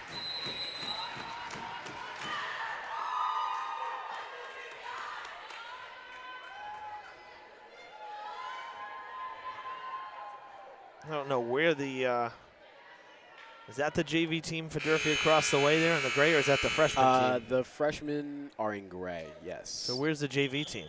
I believe the JV team has de-jerseyed and are. Oh, they're just sitting out. Oh, okay. Yeah, I was going to say, because I'm not seeing them. Well, I know that the BR JV team is next to us, and they're making a ton of noise here. Yeah. That's not going to come back. It is set point for the Trojans. And I was just about to say, you know, this is coming from a 1923 that's 100% doable. We saw Durfee do it in the second set where they had 11 straight points and them only take 1, you know. But now you're seeing 1924, you know, set point is looming over you. The nerves are going, the hands are shaky, so. Good serve. I think what Coach Belia should be doing here is just thinking about what Durfee could do better, what they could take from this set. And well, there's a lot that's going to have to be better as Durfee kind of gives away that third set a bit and finds themselves now in the hole down 2-1 heading into the fourth. So the Trojans taking the third 25-19, and they're up 2-1. We'll switch sides. We'll take the break. We will be back. Fourth set live here at the Fieldhouse.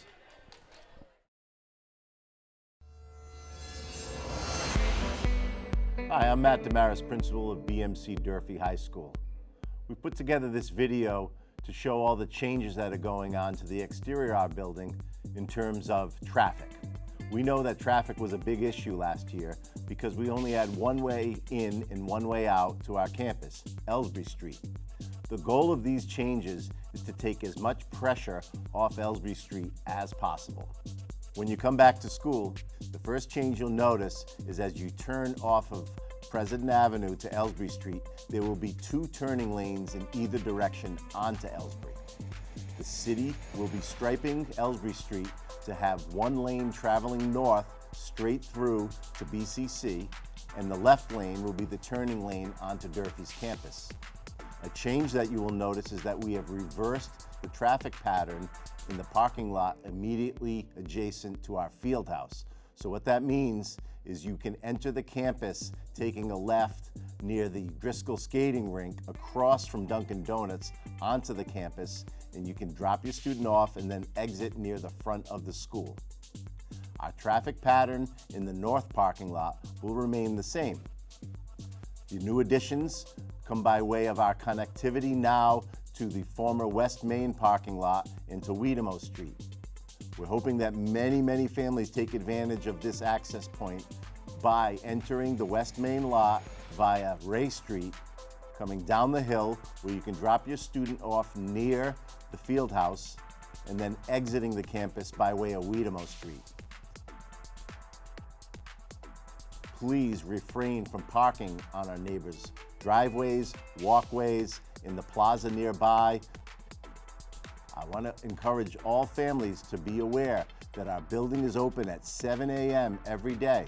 We have breakfast waiting for students. So if you're able to, consider dropping your student off before 7:30, where there will be relatively no traffic at all. If you're trying to arrive exactly on time, classes start at 7:55 a.m. You will certainly experience some traffic and some congestion, and your student will be late to class. So I know that this is going to be a period of adjustment. There'll be some confusion, and as we settle into the new year, I know that getting to and from Durfee High School will be a lot easier than it was last year.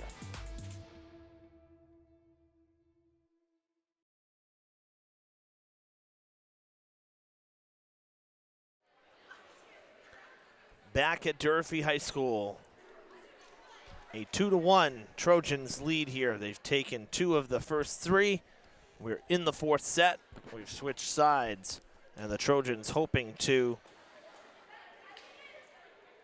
take the match in 4 sets. The Hilltoppers hoping to push it to 5. We'll see what comes of this 4th set here at Durfee. That was the score from the 3rd set, 25-19. We'll reset, put zeros on the board, and here we go.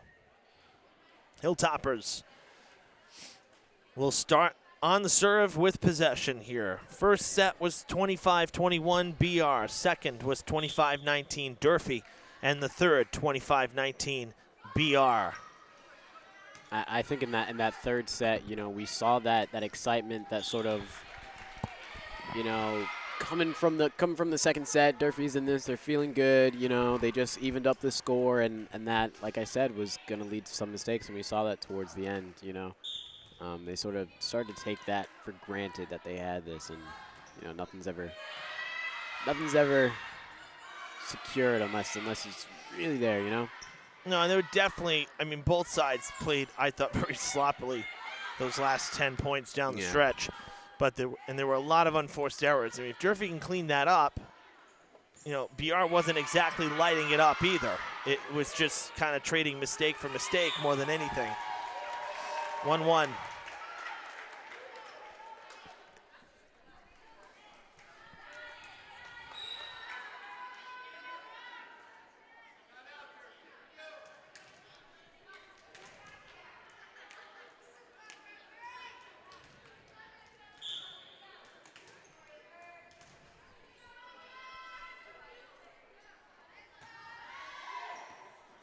Out of play.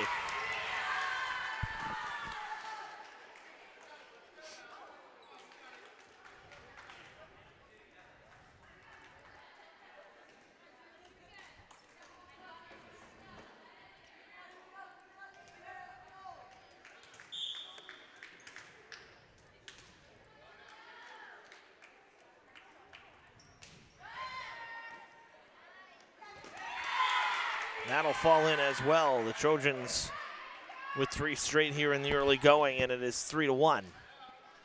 Back to serve again here is Acker.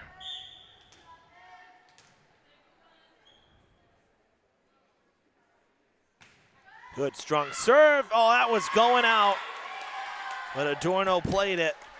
What we're seeing unraveling here is the server. Which one is that? Acker. Acker? Julia Acker. Julia Acker. You know, she's serving balls that seem to be going out, might land on the line, and we see Durfee playing up just a little bit. Right. You know, expecting balls to drop right there, and they're not. You know, so they're having trouble with this. You know, and now if I'm Julia Acker, I'm trying to drop that ball right in front of them, you know, switch up my serve. But it's hard to track a ball like that. You don't know if it's going out, and you don't know if you should drop down and bump, go up and set it. So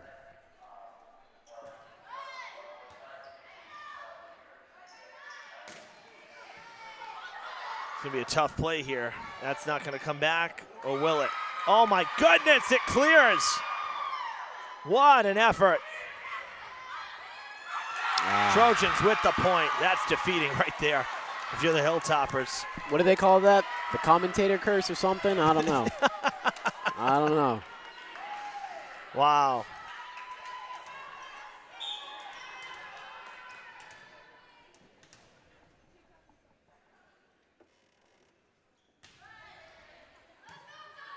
Good pass. Another good serve there. Good hit. That is out.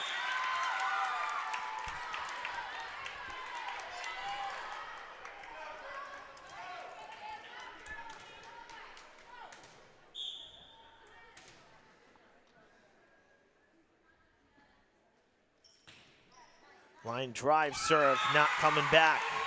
8-0 run for the Trojans here in the fourth. You know, to your point about these serves that are coming in a little hot, you know, if the ball's coming right at your eye level, the natural instinct is, oh gosh, it's coming at me, you got to play it. Yeah. But in those cases, you got to know where you are on the court, that it might go out, it might go long. You got to see where you are.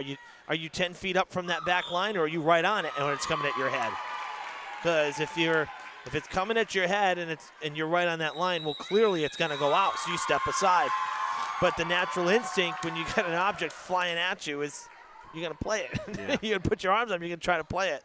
And Coach Bullier calling a much-needed timeout here. This is reminiscent of the Dartmouth match last week where it was close for the first two sets, and then in the third, Dartmouth went on, I'm almost certain, I lost my stat sheet here, but it was, I think it was a 20-0 or a 19-0 run, and that was really a rough way for Durfee to end it after really hanging with Dartmouth, you know, through those first two sets. So Durfee's got to stop the bleeding here if they want any shot of it, because they're down 8. And what sucks at this point is, you know, the team 8 points, you know, in a row. They're feeling good. Mm-hmm. They're thinking, you know, they can take this and run. And Durfee just had 8 points scored against them. They're thinking we're in a big hole right now, and that mentality honestly contributes to an even bigger run. So 9-1, and Acker will serve yet again. See if the timeout broke any rhythm here or any momentum that BR had. Good serve. It is out of bounds. Got over, but too far to the side. So Durfee does get the point, and perhaps that timeout did just that. I think this is exactly what Durfee needs. You know, if you think about it, you know, BR didn't just get 7 points off of one, you know, score. They got 7, 8 points, one play at a time. That's what Durfee needs to do. They need to get 8 points, 7 points, 1 point at a time. That was, that might have been going out too, but it was played by Lane.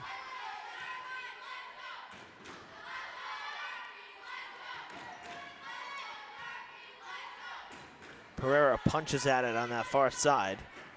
Now a set from Russell. Should be a good ball here.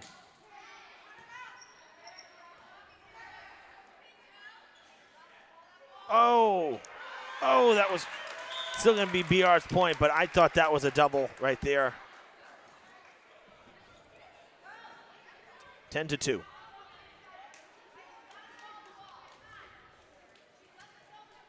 Well, there's a double touch, and then there's kind of like what do they call it? Or lifting, right? The carry, yeah. The carry.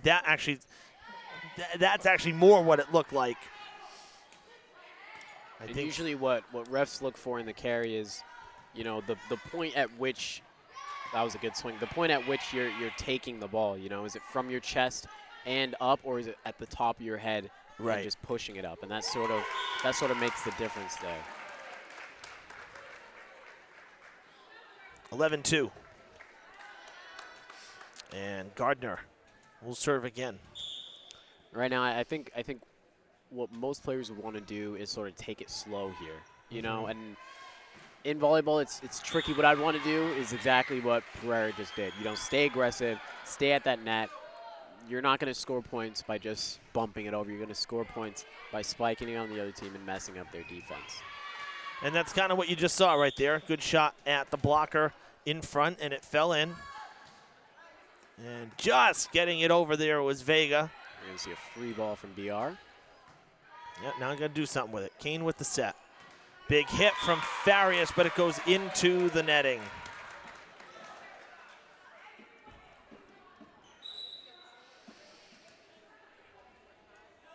Changes here for BR. Santos coming in, as is Daly.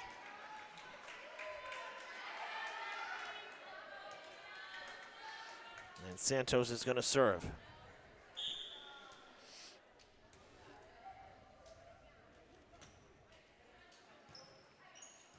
A lot of spin on that one, and not a good swing.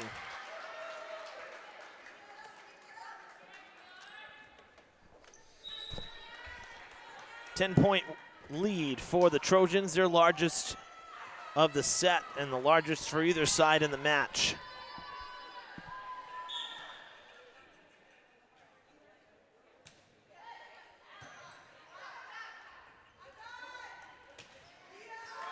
Ooh, tough play. Hilltoppers will dump it over.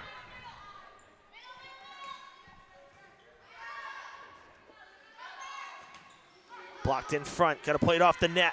Nice play there in the back by Kuchar to keep it alive.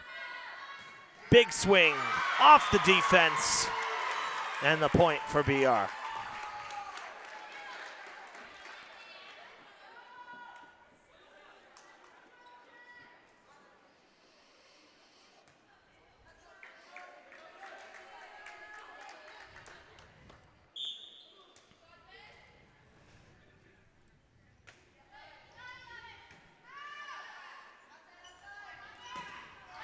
That's out. Well, we'll take a look at what's up next here. Durfee, this is their first of 4 consecutive home matches. They will be home on Friday against Apponequet, and then next week they will be home as well. Braintree and Case coming to the field house next week in non-conference play. That's Tuesday and Thursday of next week. So Wednesday, Friday this week, Tuesday, Thursday next week. The next road game for Durfee is a week from Friday, and that's at Brockton High School.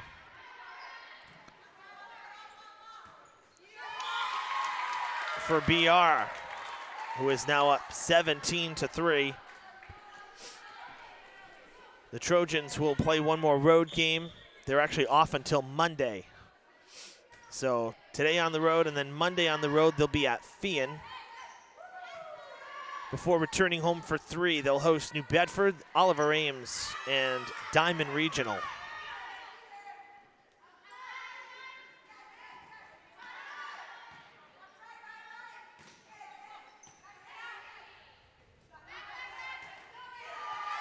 Oh, great dig there by Lane. And what you're noticing here from BR is now that they're on the road, their blocks are coming in as well. You know, we're seeing a lot of points where Durfee's trying to push it over, get it over that net, and it's just coming right back at them, scrambling them up. And, you know, it's a testament of what they can do. Well, when you're rolling like this, like you said, when you're playing with a lead now, you can be a little more aggressive and not worry. All right, well, if we give up a point, we're still up by 15 or 14 or whatever. Yeah. You know, now's the time where you can. That's when you can really start rolling, and that's why this is such a game of momentum. Was that deflected? It was not.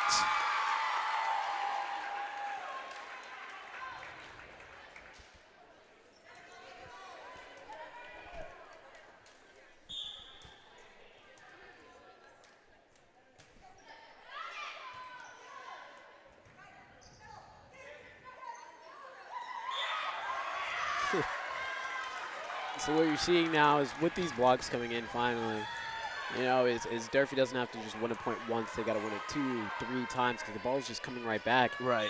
And they have to somehow be aggressive and get past that block. But it's at this point with no timeout and just being able to have to go from play to play.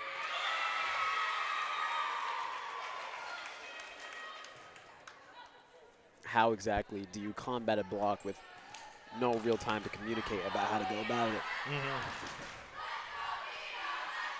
Well, the signal was that it was Durfee. Oh, excuse me. The signal initially was that it was BR's point, but Durfee got the point. It's 20-4 as they break that run.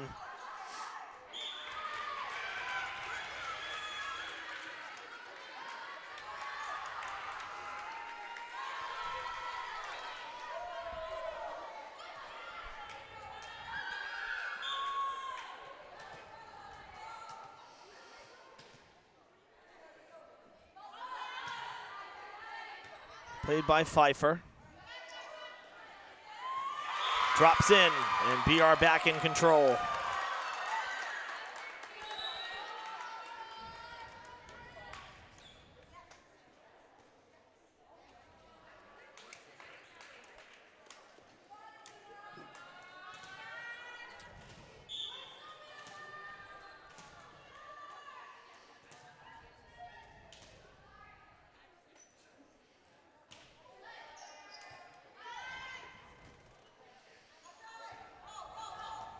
Nice dig. It's going to be a tough play. Hilltoppers will go back on serve.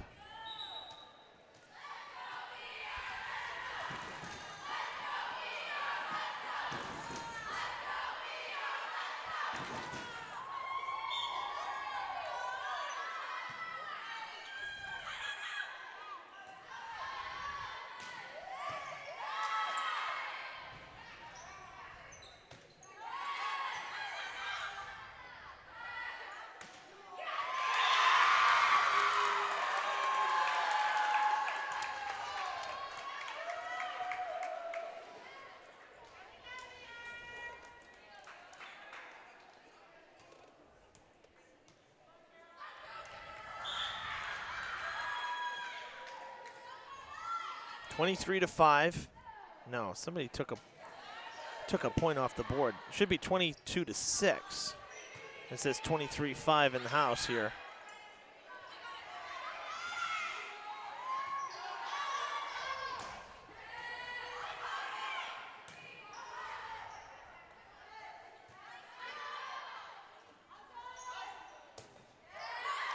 Falling in.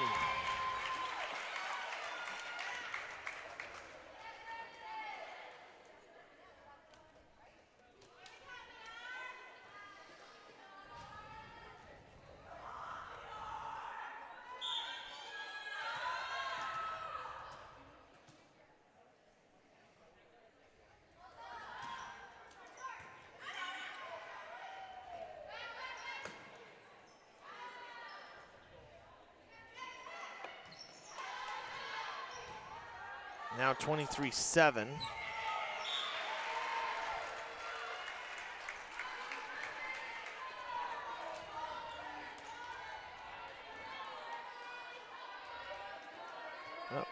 Well, we're going off the house scoreboard here, so.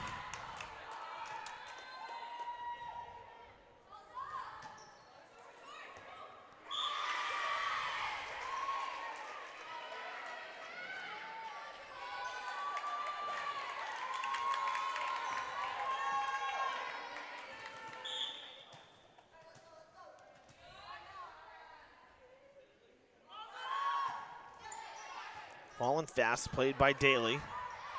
Comes back, now the set from Santos.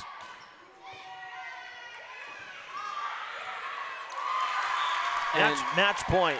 Right there, you sort of see the intent behind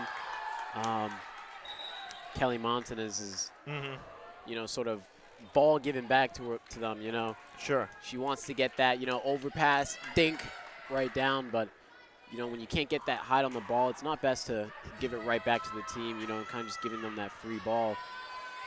but recycle it. You know, make a pass to your teammates and try to make a play that's usable from it. You know. Mm-hmm. Looks like they may be looking at the score here. It said something was off, but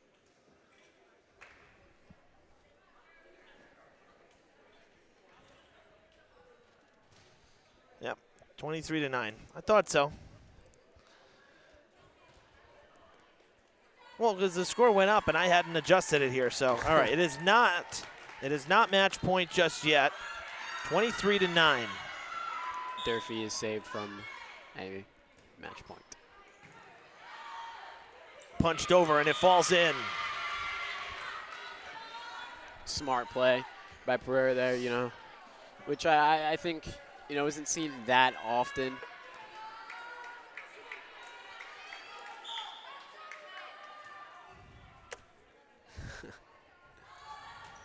Once again, the scoreboard in the house is just a little off. There we go, 23-10. Big hit.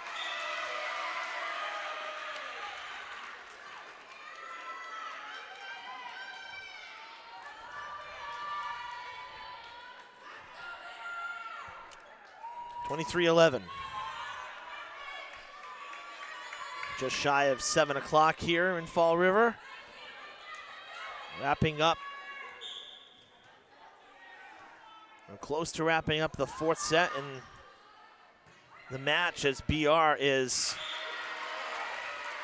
up convincingly, but Durfee trying to get some points back here. And BR's had some errors after building a huge lead.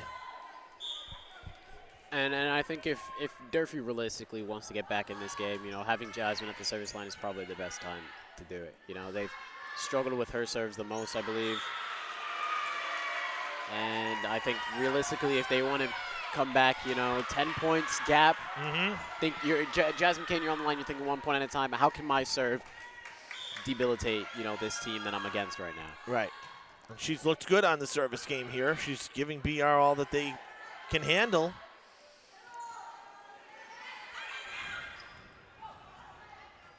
Hit, corner, in.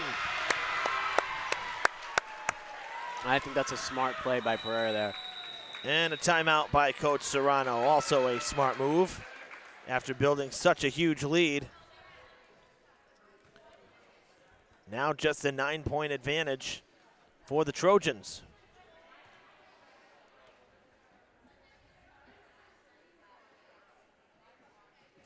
BR's thinking, you know, 2 points from winning this. It's a matter of time.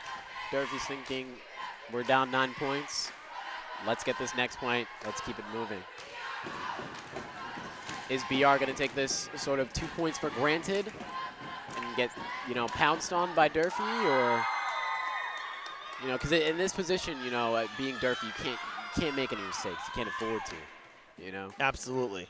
No, this is, it's do or die time here. No mistakes. You got some momentum now. It's still a huge gap. It feels like it may be too little too late, but you never know. We shall see. 23-14. Kane will continue to serve as Durfee tries to pull off the near impossible here. Coming back from more than 15 points down to force a fifth set here. Out of bounds.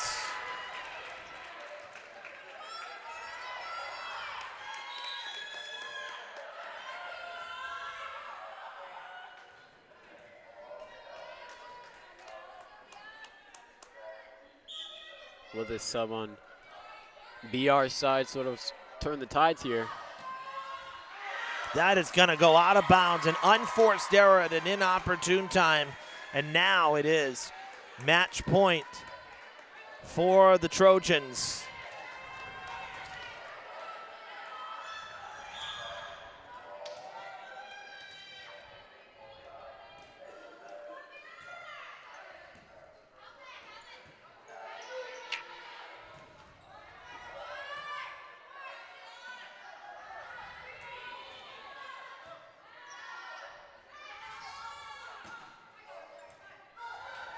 Gonna be a tough play, and it will fall out of bounds.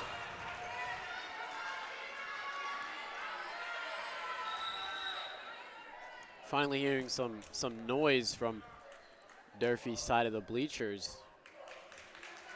It's weird how we start cheering really loud when we're down 8 points, but and there it is. And that is it. 25-16. Hilltoppers gave it a bit of a run there after getting down by quite a bit in that fourth set, but the Trojans ultimately hang on the 9-point fourth set victory, and they win the match by a final of 3-1. It was a good match until this fourth set, really. Yeah, I mean, you have to think it really started in the beginning there. You know, Julia Acker won on a, 9 service points? Really, I know, out of control. Well, a good effort from Durfee through those first 3, faded a bit, came back and tried to make a run, just too little too late in that fourth set. Some errors there, unforced errors that really hurt the team down the stretch in the third and in the beginning of the fourth. And those are the things that, again, you know, you got to clean up now. Durfee's at 4-5 after the loss.